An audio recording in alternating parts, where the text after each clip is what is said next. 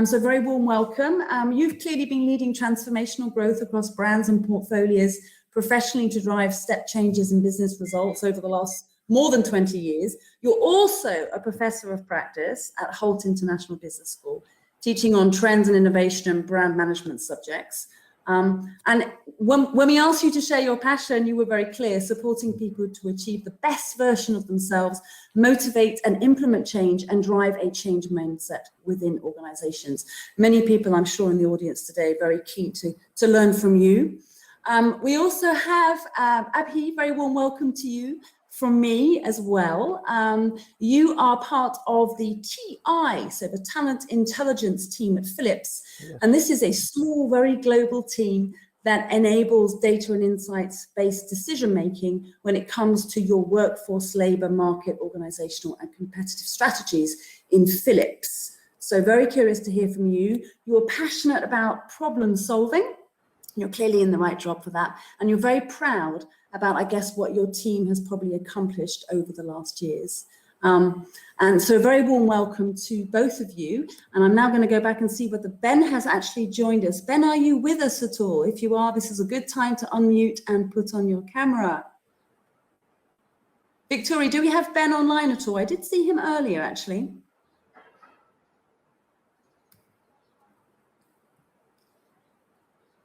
Let's wait to see whether Victoria can actually locate Ben before we get started. Yeah, the challenges of online, of virtual events, but I think that's part of norm today. You know, it is something. Absolutely, exactly. Absolutely, and we just get on and get on with the job regardless. So I'm still. Let's onboard Ben when he's back. I could make a joke to Ben. He knows me well enough because I actually last time I saw Ben was over lunch in Paris. Here he is. Hello, Chris. I do apologise. Hang on one sec. We have a little bit of one of those musical. What's it called?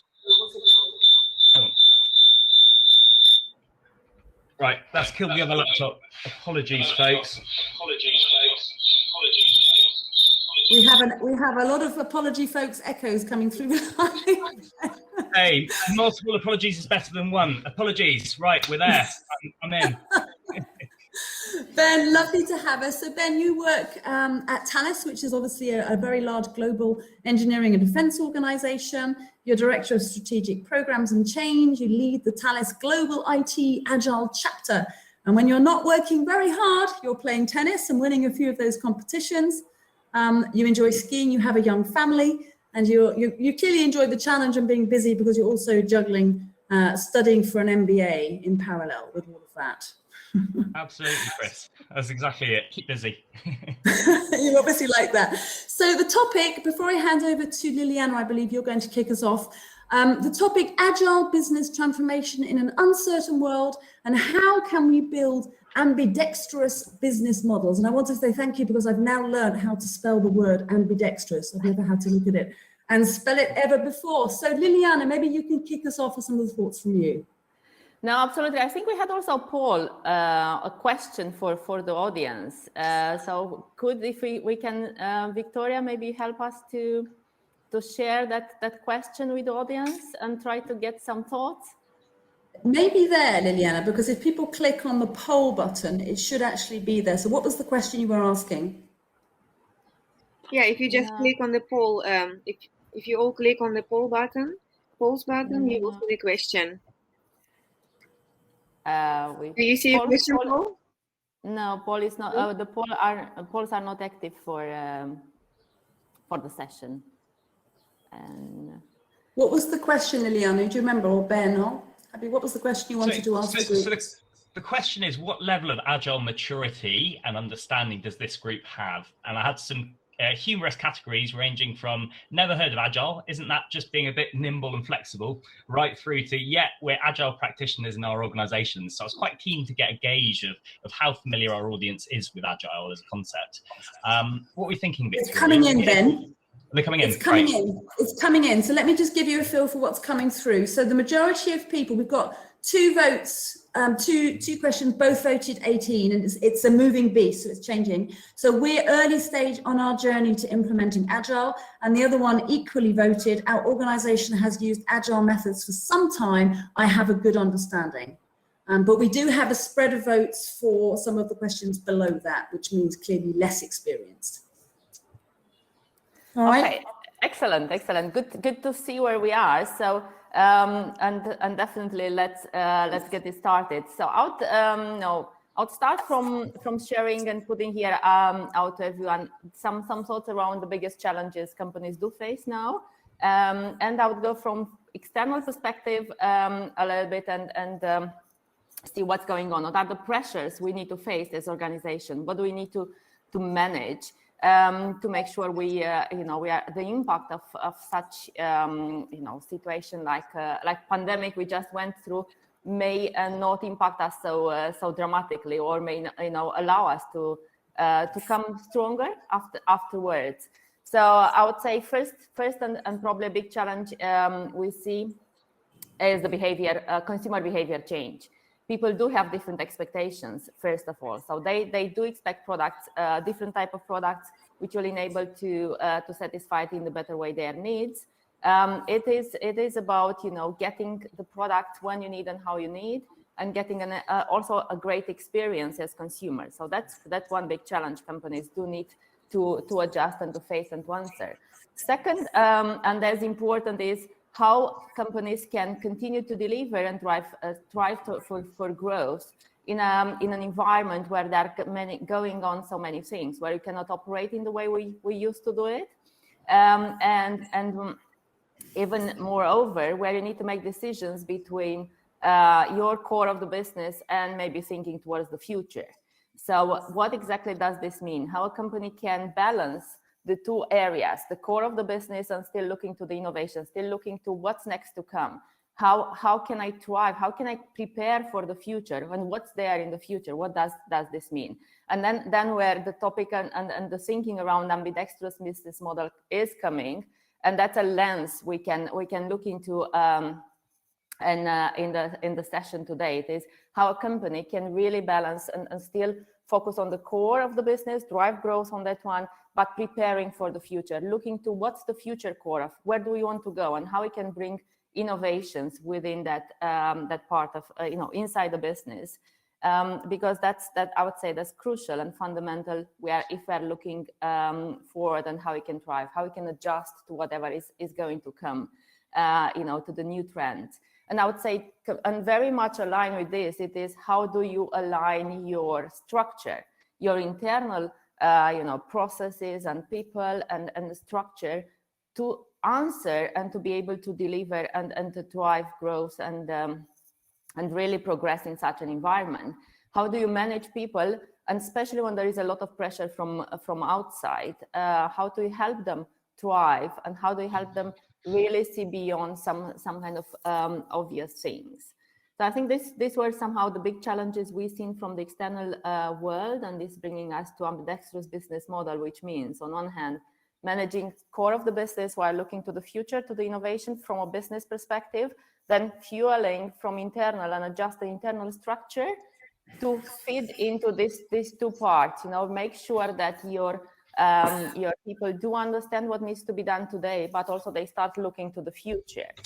And then what we've seen quite often was companies focusing on today world, and maybe try to manage a little bit aside the future part by creating some kind of new small teams. You can call it in different ways, which may help drive that specific growth, or they will remain separate and not necessarily being able to combine and grow together and thrive against towards the growth and solve this anti-fragility challenge we face today. So that will be some areas we'll debate further as we look into, and I know that Abhi that had also some examples from Philips.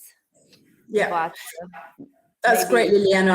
I was gonna suggest as well, as we go through this session, it's really helpful for the audience if we can give a specific example. So Abhi, if you're planning to do that, or Ben, that's great. So we can supplement what Liliana's also said. So I'm not sure where I'm going. I think, Ben, it may be you. Yeah, that's right. I'd really like to put some meat on the bone there. So to explain this concept, ambidextrous business models. It sounds a little confusing to many. What this really means is a company is looking to explore a potential option for the future without disrupting or upsetting their core operations and what they stand for today in the marketplace. So I work for Thales, engineering defense. We wanted to move the whole business towards a digital way of working and an agile methodology, but we couldn't risk putting the whole business through that change at once.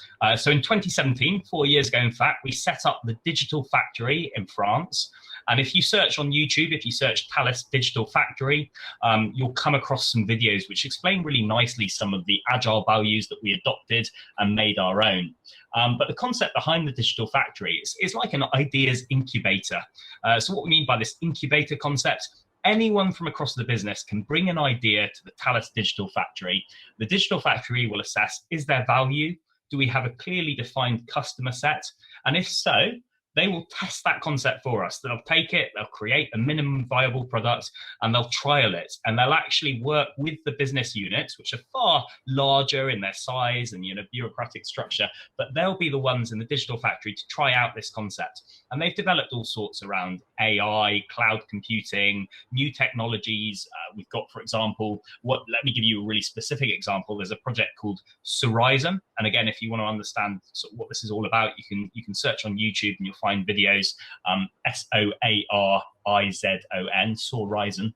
And what this talks about is how we've developed some software for pilots who fly drones. And so the software will help them plan their route for how they're going to fly their drones and checks the weather and all this sort of stuff. But what's great about the way we do this in the Agile Digital Factory is we develop it far quicker than our existing business would have been able to. But it's all around testing the concept, learning about the methodologies, and eventually applying that to the rest of the organization. So moving the whole organization towards digital. It's our way of accelerating that transformation. Thanks very much, Ben. So I was just scanning this chat to see if anyone has put anything in there for you. So those who are listening to this and thinking, I have a question, please stick it in the session chat, and we will try and spare a few minutes at the end to actually cover those questions and make it even more real for you all. So that's why I'm scanning. Thanks, Ben, for sharing about Thales' Digital Factory. Abhi, it's over to you. Thank you, Chris, for having me. And thank you, Liliana and Ben, for those insights. It also provides me, sort of a baseline to share what I wanted to speak about. So I'm basically an HR guy, and I wanted to bring some human capital and workforce-related change management practices or perspectives, and two perspectives, basically. First, the agile transformation of the organization and HR's role there. And second lens is basically HR's own agile transformation during this whole process. Now, agile transformation of the organization. Okay, I basically want to share 3 situations with you, and these 3 situations, any big organizations can face them, during an agile transformation. So first, let's say the leadership of your organization realizes the need to centralize some of its critical roles, and these are functional roles with advanced skills such as data science, automation, artificial intelligence, etc., etc. The addition of these skill sets make the functional roles quite unique, meaning these roles have not been hired before in your company. The second situation, let's say a major business within your organization has multiple sites globally, in different continents, different regions. Some of these sites are basically results of acquisitions in the last couple of years. Now, currently, the teams in these sites work independently and in silos, lacking common guidelines and annual operating procedures. And the third situation, basically, let's say a specific function plans to upgrade itself, in accordance with the changing industry and market needs. This includes reorganization, upskilling of employees, creation of new sub-functions, new teams, like Liliana also mentioned, and some specialized roles. Now, one of the common themes across this situation is the people angle, the workforce angle. And HR is faced with some questions here, some challenges, Do the skills we require today supporting transformation of the organization, do they exist today? If yes, where do we find them? How do we create guidelines and benchmarks for independently operating regional teams or teams working in silos? How is the industry and market changing? Which competencies do we need? And how do we reorganize ourselves? Where do we take the cues? So these are some of the areas, that we can probably, cover further as well. And Chris, knowing about this audience and having spoken at this conference in the past, I know from audience feedback how keen everyone's to hear about lessons learned and some of the gritty things you learn along the way in transformation. You know, what works, what doesn't work. And I think a lot of people experiment with new ways of working in Agile, and they think, wow, this is the new sexy way to do IT and the way to deliver quicker and maybe cheaper, and they expect it to solve all the world's problems, which of course it doesn't. There's a trade-off with all of this. So one of the things, in fact, a lot of organizations have found when they deploy Agile, yes, it tends to deliver value quicker and you stay close to the business's changing requirements. So those are absolute big ticks for Agile. But let's not assume it's cheaper, because it isn't necessarily a cheaper way to deliver. It's actually quite resource intensive. So you've got some new roles coming in like Scrum Master, Product Owner, and so on. These have to be paid for. And these are often, believe it or not, in addition to the core project management roles that existed before. Now, you might be able to save some of the project manager's time, but I've actually spoken to a number of different organizations who continue to manage a project management function, because what the PM function is still doing is translating some of the Agile concepts like burn down charts or product backlog and delivery value and so on. They're translating that into old money, if you like. They're still telling the business, right, it's going to cost this much, it's going to take this long to deliver. So you end up with an element of duplication there. You've got your Agile governance, and then often you've got a project management layer over the top. Not always. If you can get Agile right, and maybe Spotify probably don't have project managers, but a lot of organizations are playing it safe in that space. And then, of course, you've got the resource utilization. So the whole concept is within a little squad, if someone's finished their work and they're a core, let's say, apps developer, applications developer, they'll then pick up some of the other work that's on the product backlog, which might not be their specialism. So that's great for upskilling the rest of your workforce. But what you end up with is people who are less experienced doing a task which might take them longer. So in fact, some of those benefits of, if you like, Taylorism and specialization of skill sets actually go away when you've got an Agile squad. People start just picking up whatever task is needed for the benefit of overall delivery. So I think there's some myths out there, and I think it's worth doing a bit of myth busting. People want to embark on Agile because they think it's the newest, greatest thing, but it does depend what your objectives of transformation are. Do you want to save costs? Do you want to be more nimble? Or is it something where actually you just don't have the flexibility to change requirements?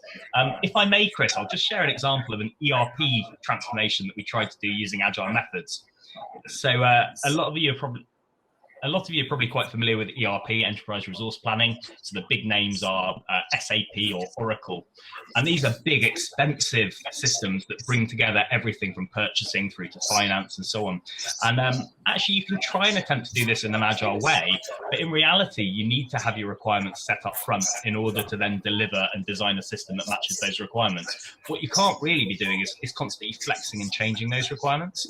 So whilst I'm a big advocate of Agile, and I think it has transformed the way we work, I would say there are certain circumstances where it's not appropriate, and actually a blend of waterfall and Agile is probably the best mix for most organizations. I've just got a comment in the chat. There's a lot of background noise. There is actually. I'm picking up on that as well. So if everyone can mute if you're not speaking. So I would very happily share some real practical examples of sort of what has worked, what hasn't worked. If anyone has questions around that, feel free to ping them in the chat. I'm very happy to be very open with this community around what's our real life experience of doing Agile transformation. So building on, thanks Ben, building on what you've just said. So question really to Liliana and to Abhi, these myths, how do you get around these myths? You guys are clearly quite far along on this journey. For those people who are less far, what are the sort of things you would ask them to consider as part of this, this whole entire process? So I will. Sorry, hope you can hear me well. It seems that the echo is coming. Okay, cool. So I can give you two examples in terms of how different organizations can manage this, and I will build on what Ben just said, that the need of embedding the Agile transformation part of the business vision, and being at the core of the business on one hand, and then make sure that it is translated also through a cultural change, to allow and open everyone in the opportunities for everyone to access this Agile transformation, to be part of it, and to understand what is your role within the business, how you can contribute to this transition, but knowing very clear where do you want to go as a company. And my examples will be, I can make a parallel between Unilever, where I used to work till 3 years ago, and Tata Consumer Products, two companies being in a completely different space in terms of their agile transformation. Unilever started a long time ago and being part of this agile transformation, looking towards the future, embedding really transformative ways of working within the organization somewhere back in 2016, 2017. Again, being forced by external environment to do so. It was the time, probably everyone can remember the Heinz Kraft, tentative to take over the Unilever. So the company had to look into how can we do things different, how we can accelerate the growth inside the company, what do we need to be successful.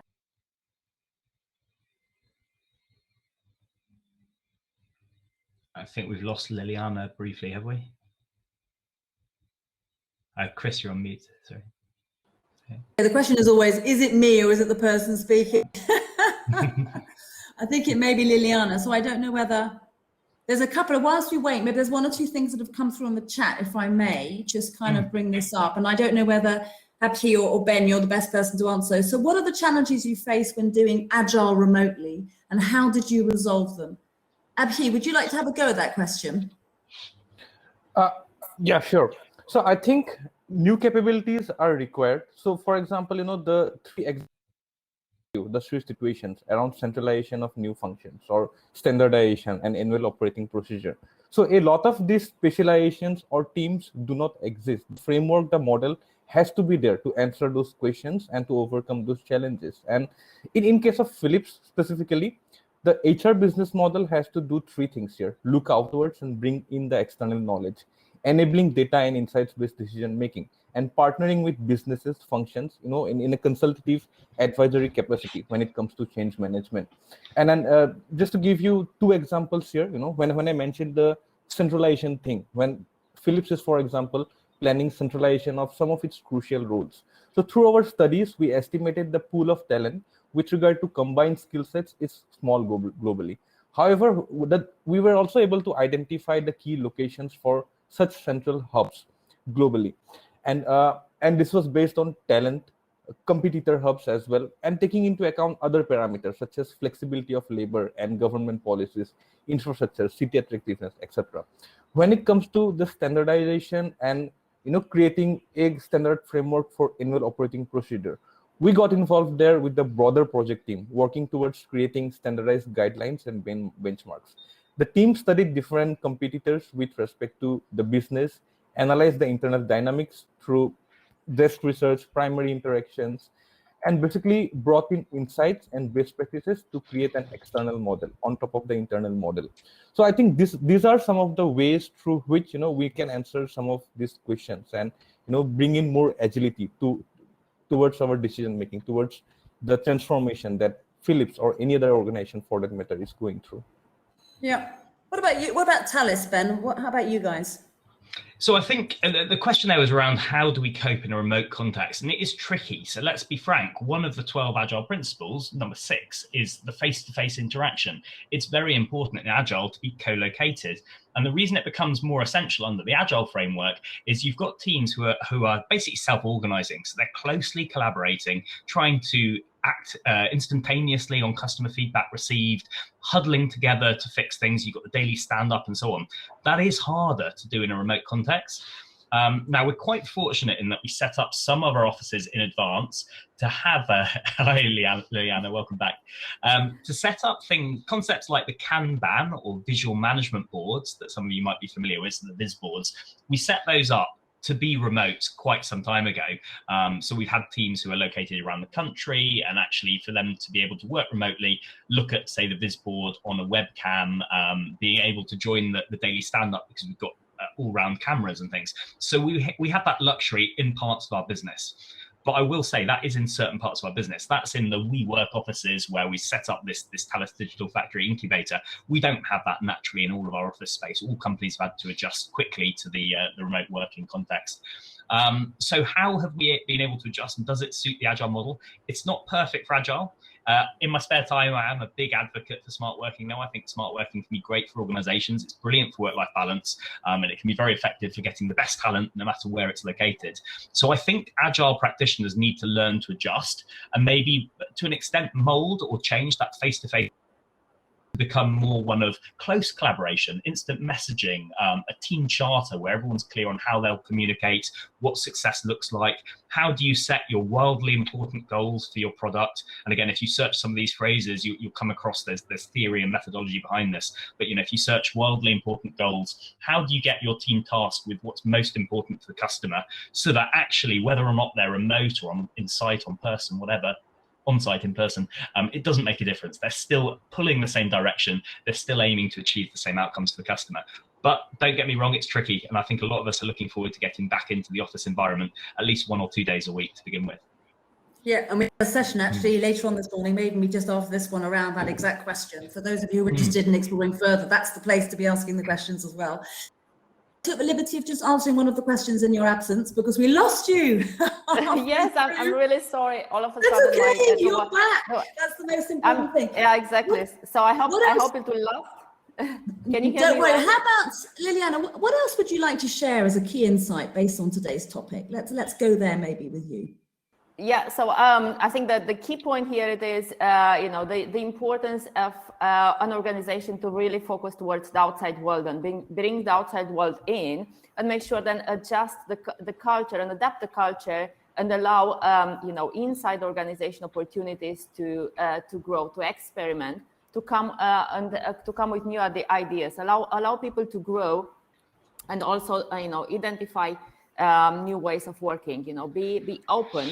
And allow people to express and experiment.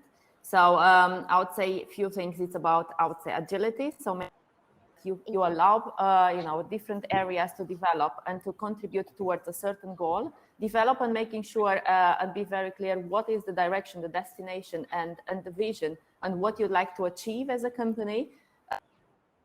Against the same goal through similar KPIs and similar deliverables. Make sure that in the moment when things are measured, we are talking the same language. Embed this transformation idea, empowering and the agility within the culture of organization. So try to make sure that the processes and systems existing within the organization will be there to support the development of the people and the agile working, not to hinder it, make it slower.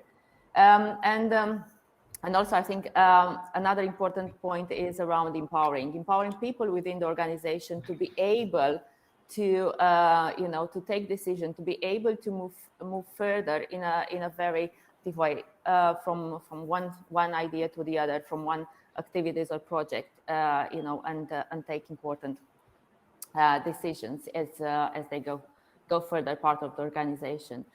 And again, of course, it is another experimentation within the space of using some of the theories of frameworks which exist, that going from agile ways of working, and to Kanban methods, to anything else which are there to help. How we can adjust this and take them and embed them into the organization. And probably last but not least, allow failure within the organization. That's another point I would want to bring into the conversation, to attention of the audience today. How we can allow people to experiment but accept if they fail. Yeah, and what we can learn from that failures rather than try for perfection. Because if you accept this and embed this in the organization, then there are more opportunities, more ideas to come, to the people to thrive, to experiment, get to new things, and find ways to embed this into the core of the business. Yeah, thank you. Abhi, I noticed you were nodding when failures and kind of almost advocating failure, allowing it to be shared in a sort of almost in a vulnerable way. Would you like to say something about how you might do that? How you would encourage people to not shy away from sharing failure, because that's obviously one of the learning steps, isn't it, as well? Is there a question to? It is, yeah, either to you, because I noticed you were nodding when Liliana was mentioning it. Otherwise, Ben, you're going to get the curveball if Abhi says, no, I'm not answering that one.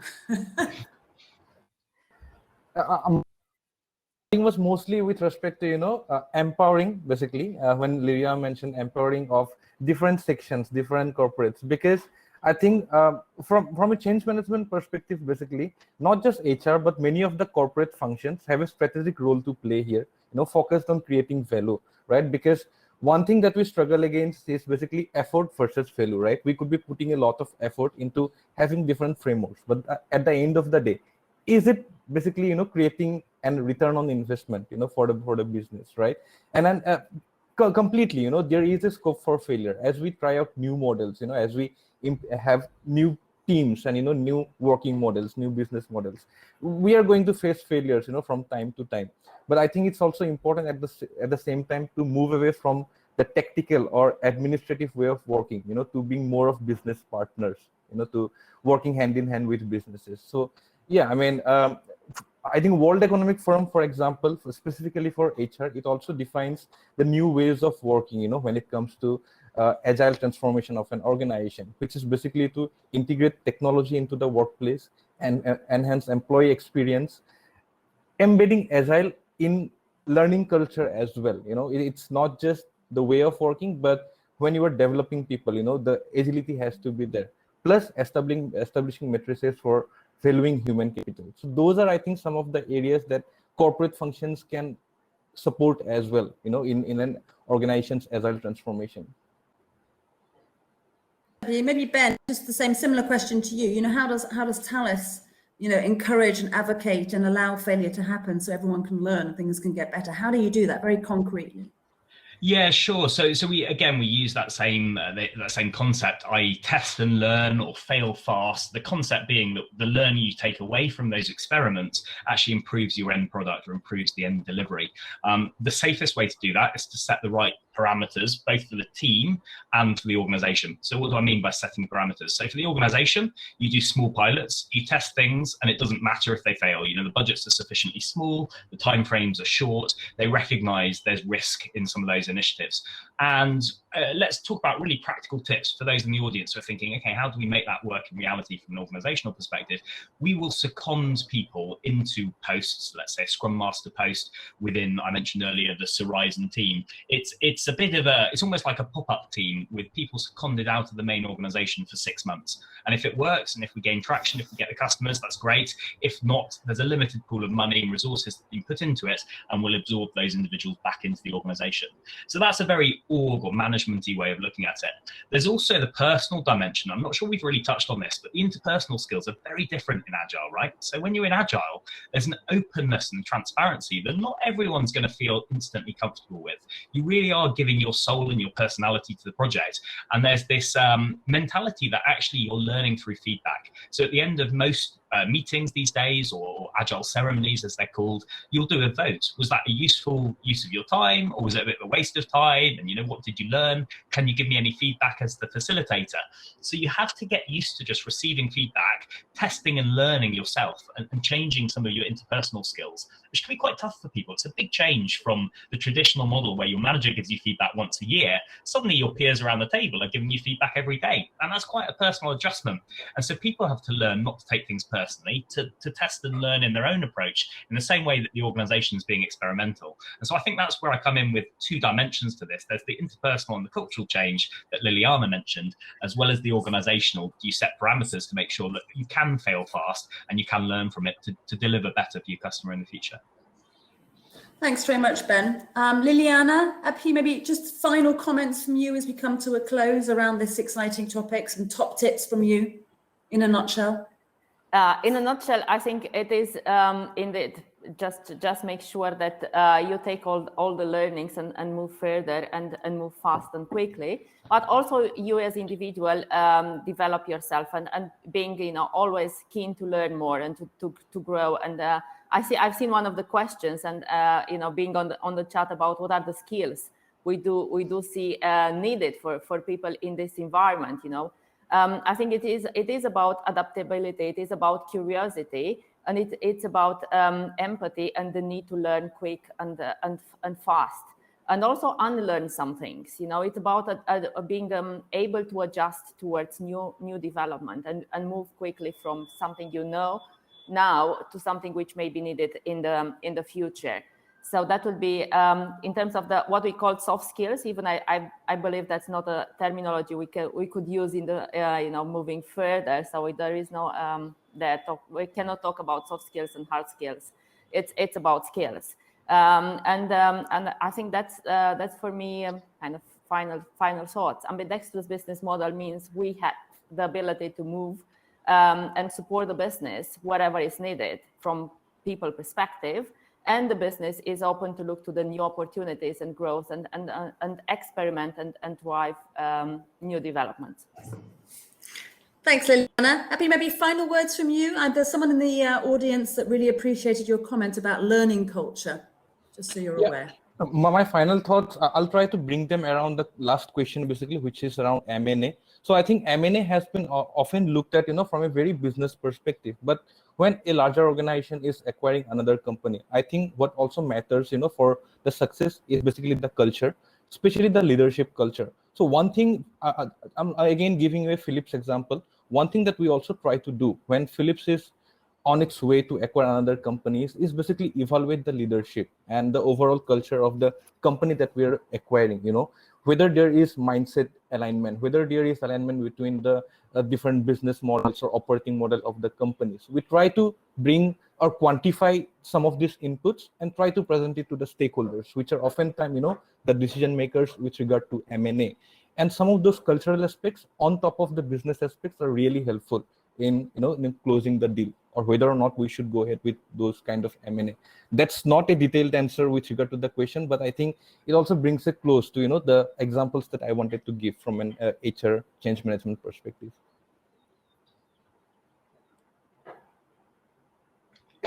Chris, you're mute again. I think were you going to me? Of doing several things at the same time, which was looking at what's coming up next. Thank you, Ben. So there's just one comment. We don't need to answer it now. I think you've got someone called Drew Hutchinson in the chat, Ben. I'm not sure whether they're related to you or not, or that's just an absolute coincidence, exactly the same name. But there is a question there for you, maybe the three of you, not to answer now, but to come back to, or the person who asked that question to ask our speakers today for our first session, actually via private chat. A big thank you to all of you. Thank you for an insightful session. And yeah, a big round of applause from me